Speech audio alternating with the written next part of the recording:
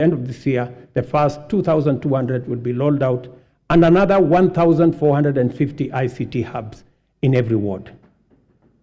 I want to thank the membership of this House for considering to change the NGCDF Act so that you can also deploy those resources in the ICT space and enable millions of young people in your constituencies and wards to access internet and technology for digital jobs, e-commerce, and to give them the possibility of working on remote jobs.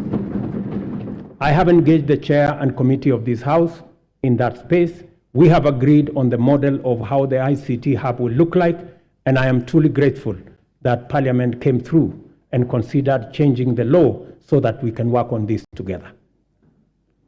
We have expanded digital provision of public services to encompass 13,000 services to date, and it is my commitment to ensure full digitization by the end of next month. Our decision to enhance efficiency and integrity in the provision of government services has gone a long way to improve revenue collection. Working with the private sector, we launched the local assembly of affordable smartphones last week in Athi River. Digitization and automation enhance service delivery and citizen satisfaction, and also assures greater accuracy, transparency, and accountability, and reduces opportunity for corruption in the course of transacting with government ministries, departments, and agencies. Corruption, honorable members, wastage, inefficiency, and negligence are serious threats to our transformation agenda and unacceptable practice that has no place in our nation. I have given my firm assurance to the people of Kenya that cases of misconduct and corruption shall be dealt with ruthlessly, with finality, and expeditiously. I ask this honorable House to finalize the Assets Declaration and Conflict of Interest Bill to further tighten our anti-corruption policy framework and eliminate space for those who want to steal our money. The security and safety of all citizens is our foremost commitment and most fundamental obligation, without which every other endeavor is not possible. The reason why Kenya has continued on the path of steady progress is that we have maintained stability, peace, and security by affirming our territorial integrity and maintaining internal tranquility. This is not to say our country has not had its share of security challenges. The specter of terrorism is a continuing threat that we must remain constantly vigilant against. Pockets of banditry, cattle rustling, and armed lawlessness have besieged and devastated communities in the North Rift, Northeastern, and occasionally parts of Eastern and the coast regions. We all know that insecurity disrupts lives and destroys livelihoods. Our country has lost too many people to this menace.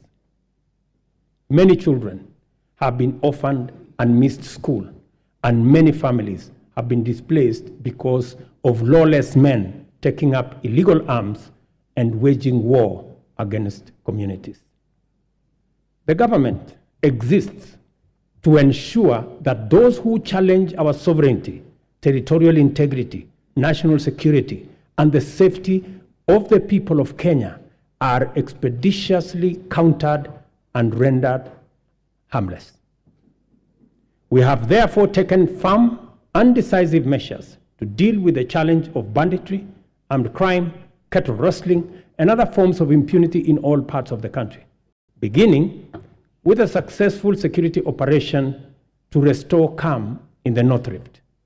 We have been systematic, focused, thorough, unrelenting, and totally committed to removing for good all threats to lives and livelihoods of Kenyans. I know there are pushbacks from the criminals, but I want to assure the honorable members of this House that we will be unrelenting. And until it is done, it is not done. In discharging this commitment, we have been mindful not to use security imperatives to commit impunity, including misuse of resources and extrajudicial infringement on freedoms and fundamental human rights of citizens.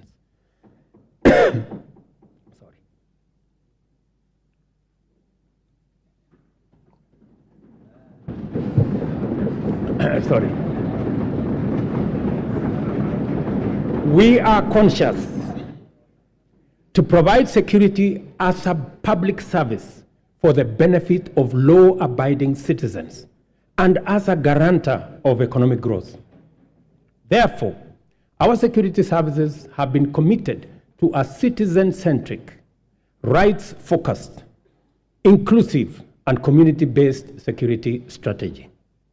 I am therefore quite clear that there exists no tension between the effective delivery of security services and the upholding of human rights and fundamental freedoms.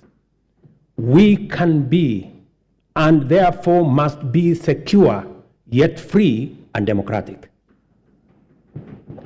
In order to entrench our all-of-society coalition, we have resolved to enhance diversity and inclusion by expanding enrollment in the National Youth Service as an agency to capture young people at the bottom of the pyramid. Consequently, we are doubling enrollment to 40,000 yearly in the National Youth Service and have made it absolutely mandatory that every village, center, town, and city in Kenya is properly represented in the recruitment.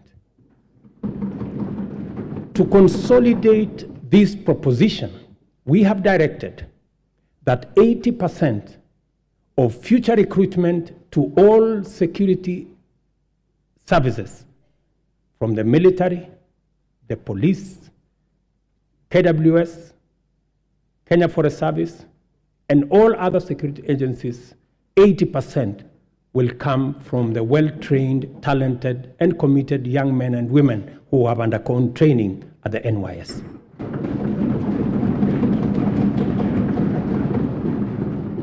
Kenya finds itself continuously summoned to its duty of care to serve as a reliable anchor to our region's security, peace, and stability. We continue to answer our historic, moral, and strategic responsibilities to deploy our resources in solidarity with our region in general and our immediate neighborhood in particular.